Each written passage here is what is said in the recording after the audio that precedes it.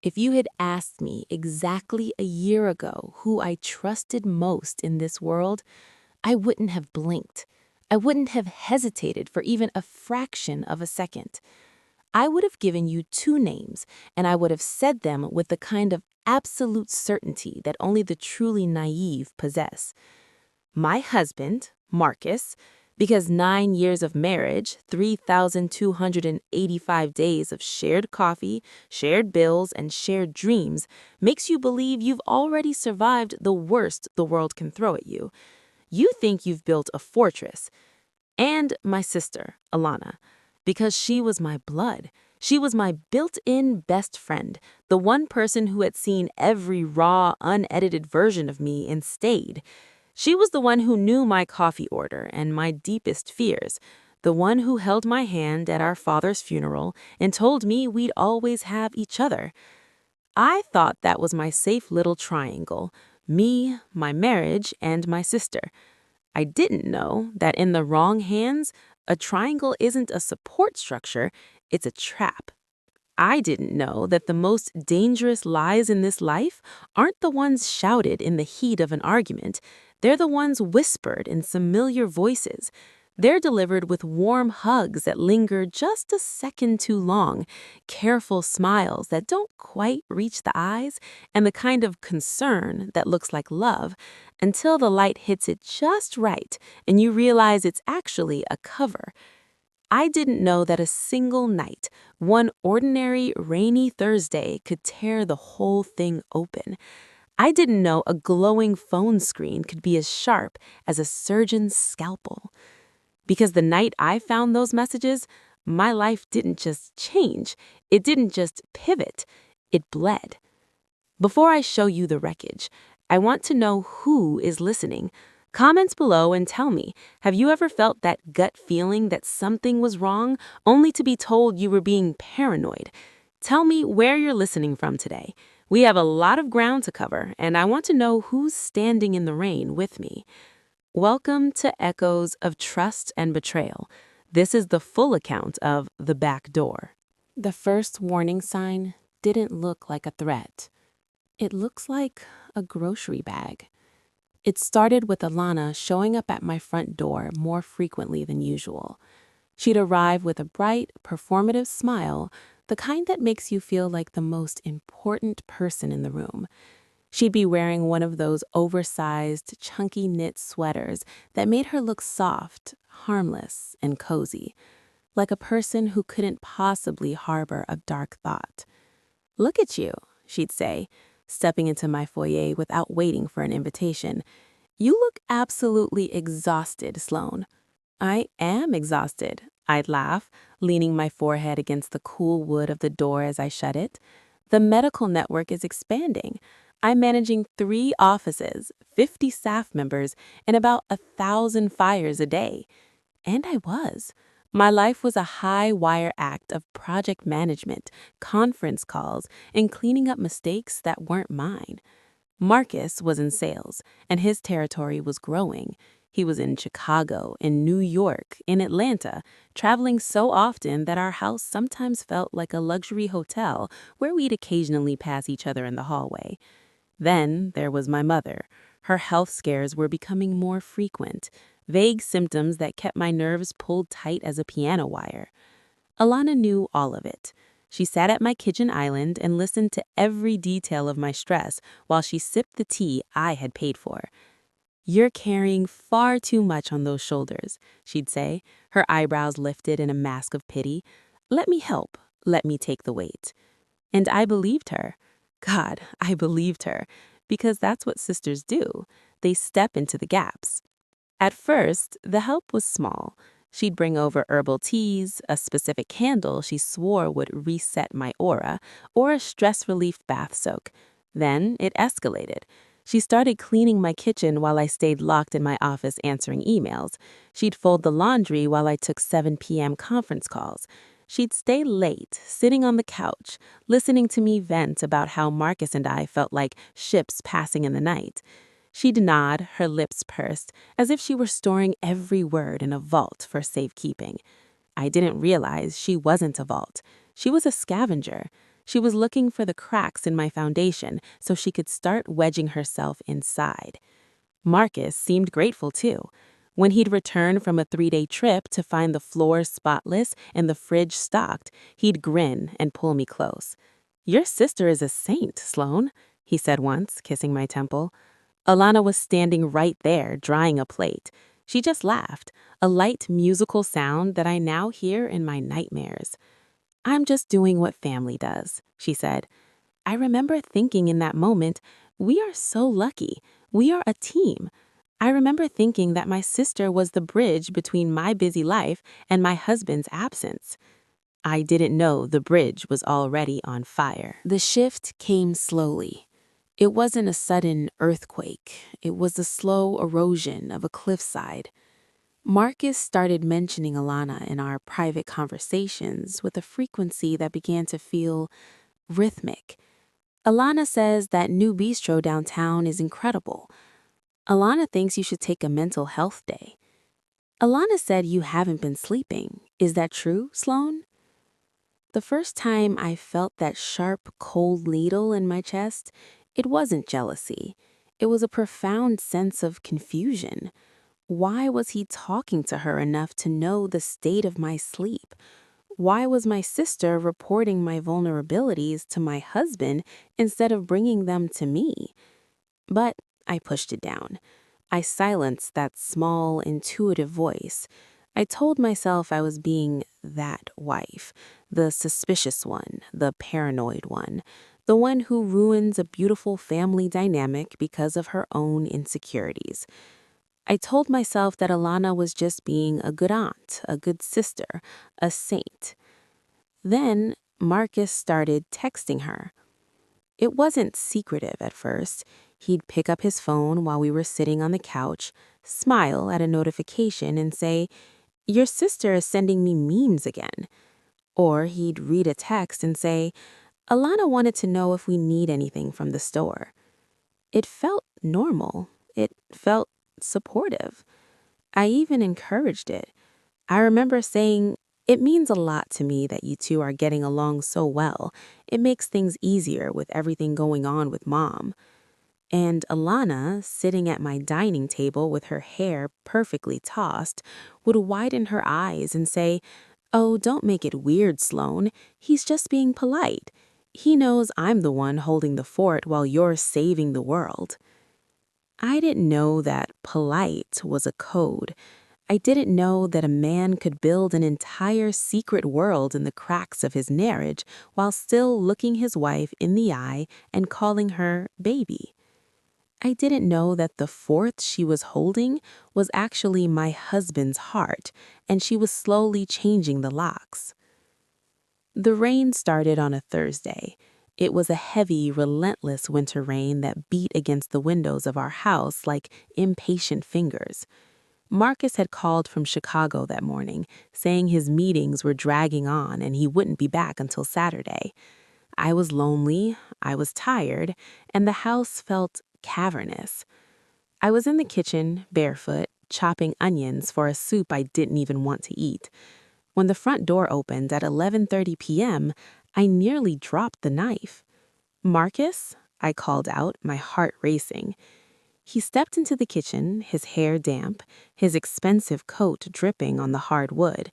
He had a wide, boyish smile on his face. "Surprise," he said. "Meeting ended early. I couldn't spend another night in that hotel. I wanted to come home to my wife." I ran to him. I buried my face in his neck, inhaling the scent of his cologne and the cold smell of the rain. I felt a wave of pure relief. I felt loved. We ate soup on the couch. He was present. He was attentive. He told me I was beautiful, even with my eyes red from the onions. It was the most us we had felt in months. And then he fell asleep. His head was heavy on my shoulder. His breathing became deep and rhythmic. The TV was on low, casting flickering shadows across the room. His phone was sitting on the coffee table, just inches away. It buzzed. Once. A short, sharp vibration that felt like an electric shock. Then it buzzed again. I glanced at the screen. I told myself to look away. I told myself I wasn't that person. But then the third buzz came, and the notification preview lit up the dark room. Alana, I can't stop thinking about last night. My hand moved before my brain could process the command. I picked up the phone. I didn't have to unlock it to see the next message that flashed across the glass. Alana, did she notice anything? You were acting weird when you left. I stood there in the silence of my own living room, my husband's head sliding onto a pillow, while the world I had spent 9 years building turned into ash in my hands. I moved like a ghost. I eased myself out from under Marcus's arm, my heart thundering so loudly in my ears I was certain it would wake him. But he didn't stir. He just sighed in his sleep, the peaceful sigh of a man who believed his secrets were buried under layers of charm and rain. I picked up the phone. It felt heavy, unnatural, like I was holding a piece of live uranium. I walked into the hallway, my bare feet silent on the hardwood, and slid into the master bathroom. I locked the door. The sound of the deadbolt clicking home felt final. I sat on the edge of the cold porcelain tub. The fluorescent lights were harsh, reflecting off the white tile, making me look as sickly as I felt. With trembling fingers, I tapped the screen. I didn't even have to guess his passcode. It was our anniversary. I opened the thread. I expected to see a recent mistake, a moment of weakness, but as I scrolled up and up and up, the room began to tilt. The thread wasn't a week old. It didn't start yesterday. It went back months. It went back to the heat of July. At first, the messages were polite. Marcus, thanks for staying late with her. She's lucky to have a sister like you. Alana, I'm the lucky one. You're easy to help. But then the polite turned into private. Marcus, she's asleep. I'm sitting here thinking about that conversation we had in the kitchen. Alana, which part? The part where I told you that you deserve to be happy? Or the part where I told you that you're the most incredible man I've ever met? I felt a wave of nausea so strong I had to grip the edge of the sink. They had been building a second marriage in the shadows of mine. Alana had been using the information I gave her, my fears, my exhaustion, my stresses, to curate a version of herself that was my opposite. I was stressed, so she was peaceful. I was busy, so she was available. Then I reached the messages from last weekend, the weekend Marcus was supposedly in Chicago, the weekend he FaceTimed me from a hotel room with a generic white wall behind him. Alana, are you sure she believes you're in Illinois? Marcus, she always believes me, Alana. She doesn't have a suspicious bone in her body. It's almost sad. Alana, don't be sad. Be here. Mom is asleep. Use the back door. I stopped breathing. The back door. Our mother's house. I looked at the timestamps. They had spent 3 days together while I was working double shifts to cover for the medical office expansion. They had been in my childhood home, the place where we played as kids, the place where we mourned our father, turning it into a playground for their betrayal. The last message in the thread was from 20 minutes ago. Alana, I can still taste the rain on you. I wish you hadn't gone back to her. I wish you were here instead. I dropped the phone onto the bath mat. I didn't cry. I couldn't. My tear ducts felt like they had been seared shut. I just sat there staring at the closed bathroom door, realizing that the two people who made up the entirety of my world had decided that my pain was a small price to pay for their connection. I walked back into the living room. Marcus was still asleep. I stood over him for a long time, watching the rise and fall of his chest. I felt a sudden, violent urge to scream, to wake the neighbors, to set the house on fire. But instead, a strange, icy calm settled over me. It was the calm of the dead. I didn't say a word. I went to the bedroom, pulled on a pair of jeans and a heavy sweater, and grabbed my keys.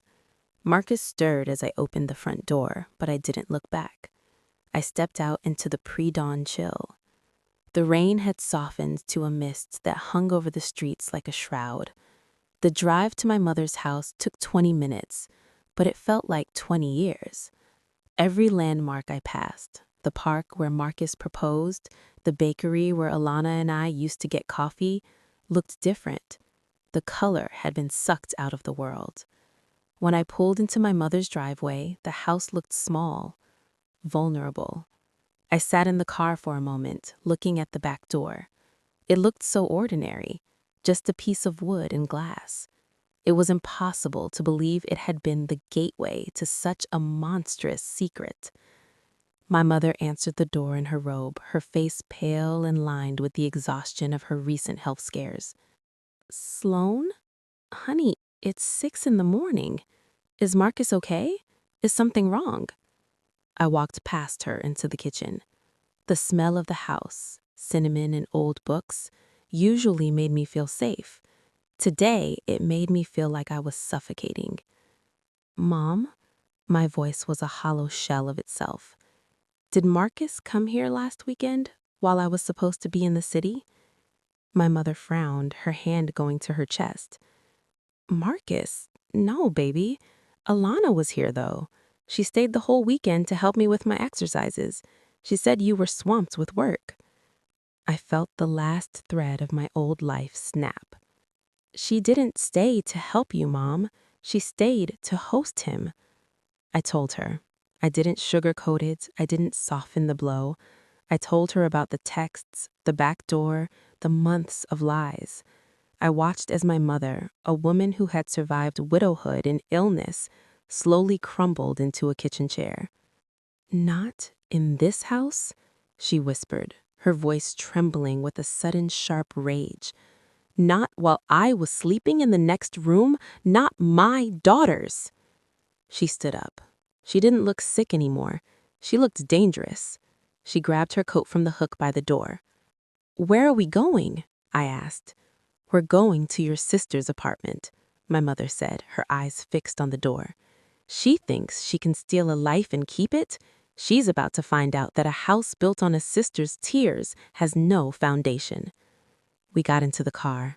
The sun was just beginning to peek over the horizon, a bruised purple light that offered no warmth.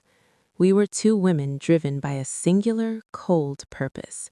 We weren't just going to Alana's to talk. We were going to witness the end of the world. The walk from the parking lot to Alana's apartment felt like a march to a gallows. My mother didn't say a word, but I could hear her breathing.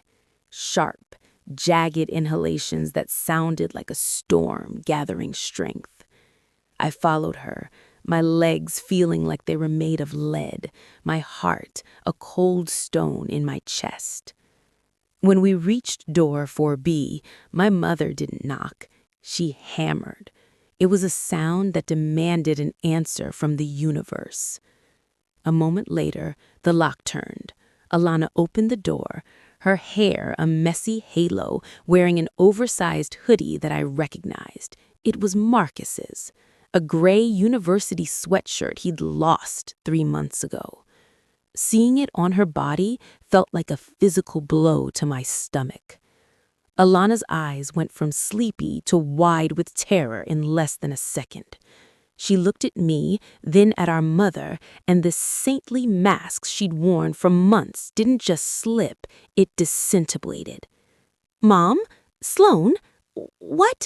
What's going on? It's so early." "I read the texts, Alana," I said. My voice was eerily calm, the kind of calm that exists at the center of a hurricane. "I read about the back door. I read about the summer. I read about how you think I'm a fake, perfect life that needs to be removed." Alana stumbled back into her living room, her hands flying to her mouth. My mother pushed past her, slamming the door shut behind us. The sound echoed through the small apartment like a gunshot. "How could you?" My mother hissed, her voice low and dangerous. In my home, while I slept, you brought that man into my house to desecrate your sister's marriage? Alana didn't apologize. She didn't fall to her knees. Instead, she did something far more devastating. She leaned against her kitchen counter and let out a sharp, hysterical laugh. "Oh, stop it, Mom. Stop acting like Sloane is some kind of martyr." She turned her gaze to me, and for the first time I saw the sheer, unadulterated resentment she'd been harboring for a lifetime. "You want to know why, Sloane? Because he was lonely. Because every time he called you, you were too busy. Every time he wanted to talk, you were managing a fire. I didn't steal him. I just stepped into the empty space you left behind." "I was working to build a future for us," I screamed, the calm finally breaking. "I was managing those fires so we could have a life. And while you were managing the future, I was managing his present. He told me everything, Sloane. He told me how cold you are. He told me you made him feel like a paycheck with a pulse. He didn't come to me because I'm his sister-in-law. He came to me because I'm the only one who actually sees him." The betrayal was no longer just about sex. It was about the theft of my character. My husband had been feeding her his grievances, and she had been using them as a roadmap to dismantle my life. "You aren't a saint, Alana. You're a scavenger. You saw a wound in my marriage, and instead of helping me heal it, you stuck your fingers in and tore it open." My mother moved then, a flash of motion. She slapped Alana, a sharp, ringing crack that silenced the room. "Get out of my sight. You are no daughter of mine until you remember what it means to be a sister." We walked out. As the door shut, I heard Alana start to wail, a high, thin sound of a woman who had finally realized that in trying to steal my life, she had set her own on fire. The days that followed were a blur of cold coffee in silent rooms. I didn't go back to the house. I stayed at my mother's, sitting in the kitchen, watching the back door as if it might explain the unexplainable. Marcus called 100 times. He sent emails. He sent flowers that my mother threw directly into the trash. He begged for a chance to explain. "I don't want an explanation, Marcus," I told him when I finally answered on the third day. "I want a confession. If you want a single minute of my time, you are going to tell the truth, not just to me, to everyone." I forced the issue. I made him call a family meeting at my Aunt Martha's house. I wanted witnesses. I knew Alana was already calling our cousins, trying to spin a web of lies where I was the cold, workaholic wife who drove a good man into the arms of a comforting friend. The living room was packed. My aunts, my uncles, my cousins, everyone sat in a tense, suffocating circle. Alana was there, sitting in the corner, her eyes red, playing the part of the broken, tragic figure. Marcus stood by the fireplace, looking smaller than I'd ever seen him. He looked like a man who had realized too late that the grass wasn't greener. It was just built on a graveyard. "Tell them," I said. I sat in the center of the room, my hands folded in my lap, looking directly at him. Marcus cleared his throat. He looked at the floor, then at the family that had embraced him for 9 years. I've been having an affair," he began, his voice cracking, "with Alana. It started in July. I lied about Chicago. I lied about the late nights. I used your mother's house to hide it." A collective gasp rippled through the room. My Aunt Martha covered her mouth with her hand. The silence that followed was heavier than the betrayal itself. "I told myself it was because Sloane was distant," Marcus continued, tears streaming down his face. But that was a lie I told myself to make myself feel better. The truth is, I was weak. And Alana made it easy. She told me what I wanted to hear. She told me I was the victim. Alana stood up then, her face contorted. "Don't you dare put this all on me, Marcus. You said you loved me. You said she was fake." "She isn't the fake one, Alana," Marcus said, finally looking her in the eye. "We are." I stood up. I didn't feel the triumph I expected. I just felt finished. I looked at the two of them, the husband who lacked the spine to be honest, and the sister who lacked the heart to be loyal. "The account is settled," I said to the room. "You all know the truth now. There are no more whispers. There are no more saintly sisters. There is just what happened." I walked out of the house and into the crisp afternoon air. I could hear the shouting start behind me, the family turning on the people who had poisoned their well. But I didn't look back. For the first time in months, the triangle was gone. I was just one person, standing in the light, finally breathing air that didn't taste like a lie. Returning to the house to pack was like performing an autopsy on a body that was still warm. Every object I touched had a history, and every history was now a lie. I walked through the rooms with a stack of cardboard boxes, my footsteps echoing on the hardwood floors Alana had so kindly cleaned for me. I looked at the dining table, the one where we'd hosted Thanksgiving, where Alana had sat across from me, laughing at Marcus's jokes while they likely played footsie under the table. I realized then that betrayal isn't just an event. It's a retroactive poison. It goes back in time and ruins everything it touches. Marcus wasn't there. I'd made it a condition of my entry, but his presence was everywhere. His scent, cedar and laundry detergent, lingered in the closet. I started pulling his clothes off the hangers, throwing them into black garbage bags with a cold, mechanical efficiency. I found a receipt in the pocket of one of his suits, a dinner for two in July, a French restaurant 3 towns over. The date was the night I was at the hospital with my mother during her first heart scare. While I was holding my mother's hand in a sterile waiting room, praying for her life, my husband was ordering expensive wine for my sister.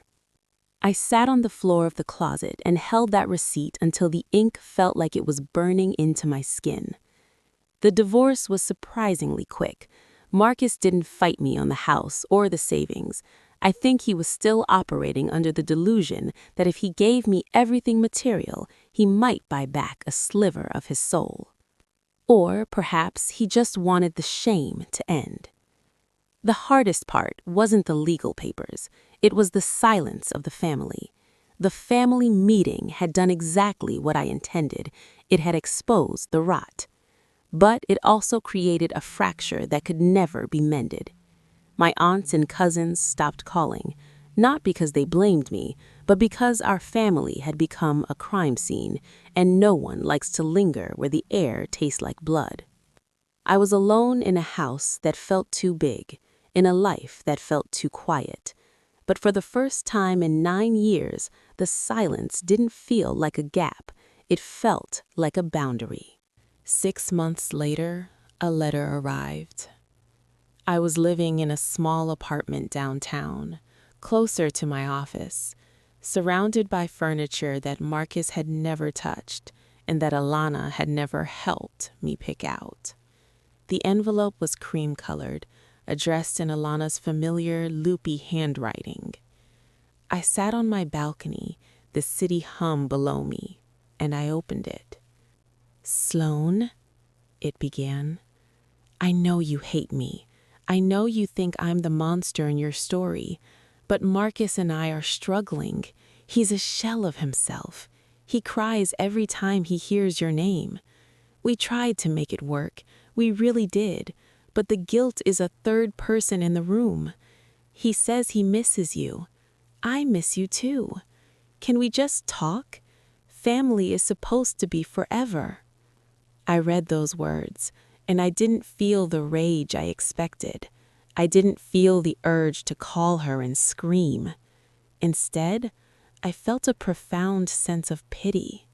She still didn't get it. She thought family was a magic word you could say to erase a massacre.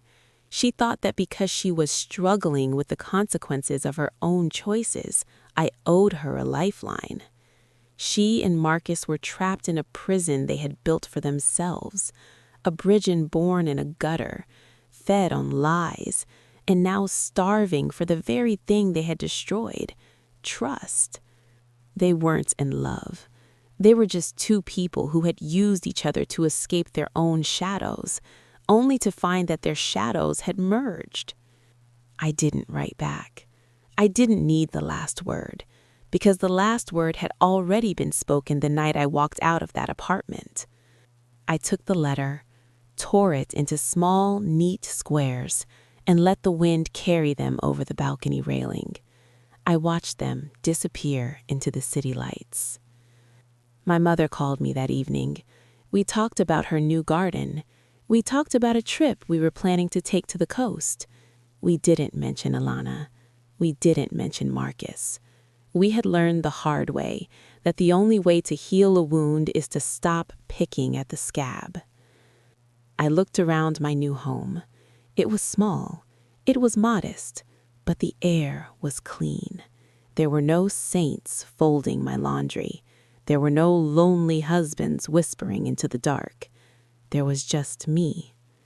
I realized then that Alana was right about one thing. I was a victim, but only for a moment.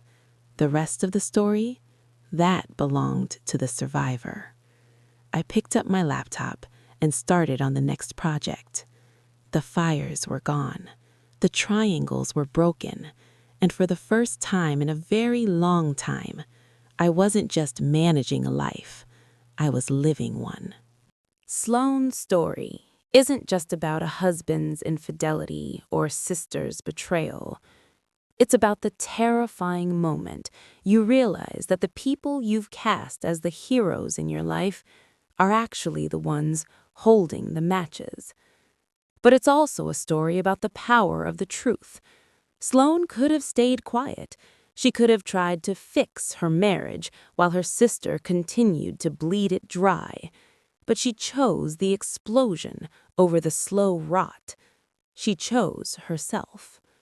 Before you go tonight, I want to ask you, if you were Sloane, would you have ever responded to that final letter? Is there a point where family is no longer enough to justify forgiveness? Scroll down and join the conversation in the comments. Tell us where you're listening from and what you would have done in that living room. Your support is the heartbeat of this channel. If this story moved you, give it a like, subscribe to Echoes of Trust and Betrayal, and hit that notification bell. We have many more stories to tell. Stories of the secrets we keep and the truths that set us free. I'm your host, and this has been The Back Door. Sleep well tonight, and keep an eye on your own triangles. I'll see you in the next story.